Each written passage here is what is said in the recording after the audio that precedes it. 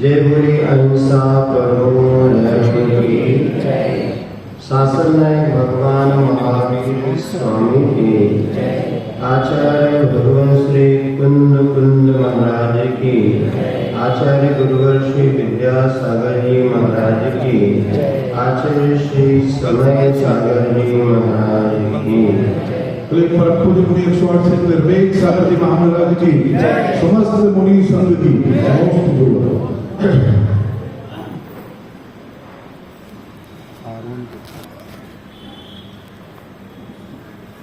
प्रभु दर्शन फिर गुरु कृपा तदनुसार पुरुषा जग में दुर्लभ तीन ये मिले सार परमार्थ। अगर हम वास्तव में परमार्थ की उपलब्धि करना चाहते हैं, परमार्थ का अर्थ क्या हो गया है? परम प्रयोजन, सच्चे सुख की प्राप्ति। आप सब लोग क्या चाहते हैं कि हमें सुख मिले। सुख दो प्रकार का होता है, एक अतीन्द्रिय सुख होता है, इंद्रिय सुख होता है। यह हम चर्चा कर रहे हैं अतीन्द्रिय सुख की, परमार्थ की।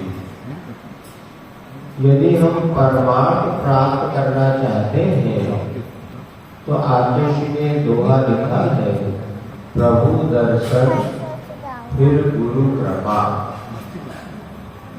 तदनुसार पुरुषार्थ। ये तीन वस्तुएं बहुत दुर्लभ हैं। यदि ये हमें मिलती है तो निश्चित हमारा लक्ष्य की प्राप्ति हमें हो सकती है। पहला है प्रभु दर्शन, दूसरा है गुरु कृपा, तीसरी बात है तदनुसार पुरुषार्थ। प्रभु दर्शन हमें मिल जाए ये भी बहुत दुर्लभ है। तुम ना पिछान्यो आन मान्य देव विविध। अनादि काल से हमें वितरागी प्रभु का सच्चा सानिध्य नहीं मिला तो है, किंतु हमने उसका महत्व ही नहीं समझा। आज हमारे सामने साक्षात तीर्थंकर नहीं है, किंतु आज हमारे सामने स्थापना निक्षेप के माध्यम से हम अपने आत्म कल्याण के निमित्त जिन प्रतिमाओं को विराजमान करके, ये वही आदिनाथ भगवान है जिन्होंने वर्षों पूर्व हमारे लिए आत्म कल्याण का मार्ग प्रशस्त किया था। इसी भावनाओं के साथ हम जब स्तुति वंदना पूजा करते हैं तो वह भी हमारे लिए पुण्य का संचय, अशुभ कर्म के क्षय का कारण बनती है। युग के आदि में भरत चक्रवर्ती ने स्वर्णमयी 72 जिनालय बनवाए थे। वह कैलाश पर्वत पर उन्होंने अपनी शक्ति के अनुसार जिनालय को बनाया था और बाली मुनिराज ने मंदिरों की रक्षा के लिए, वो कथा आपको पते होगी, जब दशानन को ने पर्वत उठा लिया था तब उन्होंने अपना अंगूठा दबा करके उस जिनालयों की रक्षा की। तो प्रभु दर्शन बहुत दुर्लभ है। इस पंचम काल में भी बहुत, जिन बिंब का दर्शन भी दुर्लभ है। हम लोग जब आचुश्री के साथ बहुआ जी की गिरनार जी की यात्रा पर गए थे तब 100-100, 150-150 किलोमीटर तक बीतरागी जिन बिंब का भी दर्शन नहीं हो पाता था।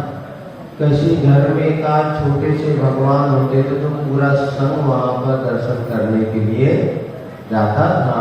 हम सबका सौभाग्य है कि आप सब ऐसे स्थान पर बैठे हैं जहाँ पर साक्षात तीर्थंकर भले न सही किंतु तीर्थंकर के जिन बिंब का दर्शन तो प्रतिदिन हम सबको होता ही है। दर्शनम देव देवस्य दर्शनम पापनाशनम दर्शनम स्वर्ग सोपानम दर्शनम मोक्ष साधनम। तो आज हमें यहाँ पर जो चौबीसी का निर्माण, पहले से ब्रज चौबीसी तो बड़े भगवान है ही, और उनके साथ में यह छोटे भी और जिनमें चौबीसों तीर्थंकरों का बिंब यहाँ पर विराजमान करने का आप सब लोग को ये पुण्य अवसर मिला है। ये पुण्य अवसर ही है। पाप के निमित्त तो हम बहुत सारे कार्य कर लेते हैं, किंतु ऐसे जिन बिंब का निर्माण करा करके और उसकी प्रतिष्ठा कराना, ये भी अपने आप में बहुत पुण्य का योग है। सो यहाँ पर आज आप लोगों का अवसर प्राप्त होने जा रहा है। किसको कौन से भगवान से ये बात महाराज ने आपके सामने बताई। 24 तीर्थंकर एक जैसे सभी हमारे मंगल के लिए कारण है, और किसी भी तीर्थंकर में किसी प्रकार से 19-20 नहीं है। वो तो भक्तों की करामात है, किसको उठा दे और किसको अपन डाउन कर दे। हाँ, क्षयोत्सव समय दर्शन में इतना राग तो चलता है, लेकिन वह एक प्रकार से हमारी ही कमी मानी जाती है। प्रभु तो अपने आप में परिपूर्ण है। अब चूंकि यहाँ पर 24 तीर्थंकर के अलग अलग चूंकि वेदियों पर अलग अलग विराजमान करना है, अब बहुमत के अनुसार लोगों का अपना मन होता है। फिर भी महाराज श्री ने हम लोगों ने बैठ के निर्णय किया कि किस प्रकार से प्रतिमा आप लोगों को दिया जाए। निर्विकल्प होकर के जो भी अपने को मिले वो तीर्थंकर हमारे लिए हितकारी है, हमारे परिवार के इष्ट है और हमारे कल्याण में साधक बनेंगे। ऐसे मनोभाव के साथ किसी प्रकार का विकल्प ना करते हुए वो जिन बिंब आप जब अभी तो आपके हैं, लेकिन प्रतिष्ठित होने के बाद पूरे जहां के हो जाएंगे। अभी जब तक प्रतिष्ठा नहीं हो तभी तक आपके हैं, उसके बाद आपके भगवान ही भगवान तो 3 लोक के नाथ हो जाते हैं। ये अभी जब तक प्रतिष्ठित नहीं है तब भी इनकी न्योछावर राशि, लेकिन इसके बाद अनमोल भगवान हो जाते हैं, सबके भगवान हो जाते हैं। फिर भी हमारा उससे कुछ जो अटैचमेंट होता है, वो राग हमारे संसार के क्षय का कारण बने। मोह और राग में बहुत अंतर है। मोह तो संसार को बढ़ाने वाला होता है, संसार में डुबाने का भी कारण बनता है, किंतु राग भी 2 प्रकार का हो जाता है, प्रशस्त राग और अप्रशस्त राग। देव साथ गुरु के प्रति जो राग है ये प्रशस्त राग माना है। ये संसार को बढ़ाने वाला नहीं, किंतु संसार को घटाने वाला होता है। एक प्रातः काल की लालिमा होती है, एक संध्या काल की लालिमा होती है। प्रातः काल की लालिमा को जगाती है तो संध्या काल की लालिमा हमें सुलाती है, अंधकार की ओर ले जाती है। सो यहाँ पर देव साथ उनके प्रति जो हमारा कुछ राग भाव है, यह भी हमारे लिए उचित ही है। आज इसमें लिखा है, उष्ण नीर को आग भी क्या न हो जाता। उष्ण नीर भी आग को क्या न हो जाता। क्या गर्म पानी अग्नि को नहीं हो जाता, अर्थात गर्म पानी से ही अग्नि बुझती है। इसी प्रकार है आपका प्रशस्त राग हम आपके संसार के क्षय का कारण बने, ऐसा विचार करना चाहिए। और दूसरी बात है गुरु कृपा। प्रभु दर्शन तो फिर भी सुलभ हो सकते, क्योंकि एक बार श्री जी को आपने विराजमान कर दिया। अब प्रभु यहाँ पे चौक मंदिर को छोड़ करके जाने वाले, किंतु गुरु महाराज को विराजमान कर सकते क्या? नहीं। गुरु तो अपनी मर्जी से आते हैं और अपनी मर्जी मतलब गुरु महाराज के आदेश से या अतिथि हम कहते हैं, कब आते कब चले जाते हैं, फिर भी आप सब लोग पुण्यशाली इस मामले में है कि बिना मेहनत के बहुत कुछ आपको मिलता रहता है। चौक मंदिर में वैसे कंजेस्टेड इलाका है, फिर भी महाराज जब कभी भोपाल में कोई भी महाराज आते हैं तो चौक मंदिर में तो आते ही आते हैं। तो प्रभु दर्शन के बाद गुरु की कृपा अर्थात गुरु का सानिध्य मिले, उसके बाद उनके दो शब्द सुनने को मिल जाए। क्योंकि पहले मुनिराज हुआ करते थे, लेकिन वो इतना उपदेश वगैरह नहीं, वो तो आत्म साधना करते थे। किंतु अब थोड़ा परिवर्तन आ गया, आत्म साधना के साथ साथ आपके लिए भी कुछ धर्म का मार्ग बतलाने लगे। ऐसे गुरु महाराज ने भी कहा था हम लोगों से, जहाँ आप जाते हो वहाँ समाज को थोड़ा दे दिया करो, जिससे कि उनका भी मार्ग प्रशस्त हो लगे। जरूरी नहीं महाराज आए तो कुछ प्रवचन करें, जरूरी है क्या? हम नहीं भी प्रवचन करें तो हमारा काम चल सकता है, क्योंकि हमारे लिए ये कोई आगम में कोई ऐसा नहीं है।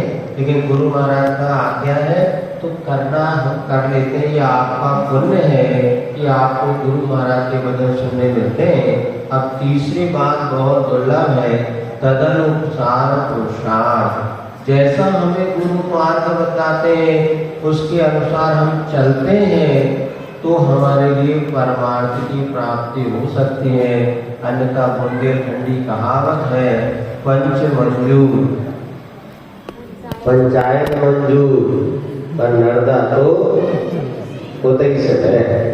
अर्थात गुरु महाराज मंजूर, गुरु की बात मंजूर, किंतु काम तो वही होगा जो आज तक हम करते आए हैं। इससे हमारा कल्याण नहीं होगा। किंतु तदनुसार पुरुषार्थ, जैसा गुरु हमें बताते हैं उसके अनुसार अपना पुरुषार्थ करें। निष्क्रिय पंचम काल है, चारों ओर विषयों की चकाचौंध है, राग देश की प्रवृत्तियां दिन प्रतिदिन बढ़ती चली जा रही है। ऐसे समय में हमारा क्या कर्तव्य होता है कि यदि हमारे लिए वास्तव में विवेक जागृत है तो हम अपना कल्याण कैसे कर सके, इस विषय में विचार करना चाहिए। क्योंकि आचार्य 85 काय की टीका में एक गाथा आती है, अंतो नत श्रीणम कालो भोगम वयम च दुम्नेहा तन नवल सिक्खियम जब जन मरणम गुणम सुनई। शास्त्र का कोई पार नहीं है। अंतो नत कालो भोगम, काल बहुत थोड़ा है। कितना काल है? आयु आदिनाथ भगवान की 84 लाख पूर्व की आयु थी, हमारी 84 वर्ष में कोई भरोसा। कालो तो वयम च दुम्मेया, पर हमारी बुद्धि दुर्बुद्धि है कि सत्य को स्वीकार नहीं करना चाहते, गलत बात बहुत जल्दी स्वीकार की। कोई टीवी में कोई एडवर्टाइज आ जाए तो खूब अच्छा लगता है, वो जरूर चाहिए, और हमारा कोई अच्छी बात बता दे तो भी लोग ग्रहण करने को तैयार। ये हमारी बुद्धि दुर्बुद्धि है। फिर क्या करें? तब नवल शिक्षा उतना ही सीख लेना चाहिए जिससे जन्म मरण का नाश हो सके।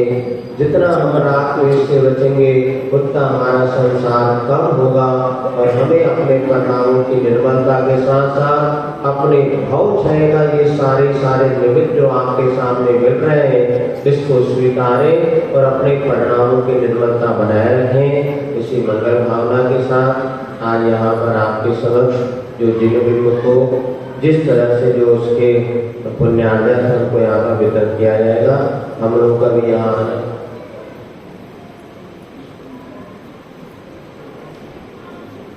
और यहाँ पर हम लोग का दूसरी तीसरी बार अभी पुनः आज्ञा हो चुका है। आगे महाराज जी कह रहे प्रतिष्ठा के बाद यदि कोई निमित्त बनता है तो भी देखा जाएगा, लेकिन अभी यहाँ पर अभी आना नहीं था, किंतु मूर्तियों के निमित्त से पुनः आना होगा। तो हमारा भी कुछ कार्यक्रम था तो वो भी हमारा चौक था। हाँ, अभी भी और जगह कई इधर बहुत दिनों से जवान चौक वाले भी भावना हमारे थे, पहले वगैरह कई बार आ चुके हैं कि महाराज आपका वहाँ पर आगमन हो। महाराज जी ने भी वहाँ पर टीटी नगर में जो जिन बिंब प्रतिष्ठा महोत्सव हुआ था वहाँ भी विशाल बिंब के दर्शन करने का महाराज का ये भाव था। ये बनाया, आज यहाँ पर आप लोगों को ये लाभ दे रहे हैं। इसके बाद कल प्रातः काल की वेला में यहाँ से जमात चौक के लिए भवन होगा। सभी लोग नमोकार मंत्र पढ़ करके और जिन्होंने अपना पर्ची यहाँ पर वो सब प्रसन्नता के साथ, किसी कोई विकल्प नहीं, जो मिले सो अपना है और जो अपना है उसी में आनंद है, बाकी तो सब पर है। परापरस्तो दुख, जो अपने को मिला है अपने पुण्य से उसमें आनंद बनाने का भाव रखेंगे, जीवन बहुत आनंददायी, बहुत सुखमय। बस सारे के सारे विकल्प छोड़ करके और अपना कर्तव्य करें। बोलिए भगवान महावीर स्वामी की। बोलिए परम पूज्य मुनि 108 से निर्भीक सागर जी महाराज की। आइए बंधुओं, जमात चौक से हमारे सभी साथी पधारे हुए, मैं उन्हें आमंत्रित कर रहा हूं आपका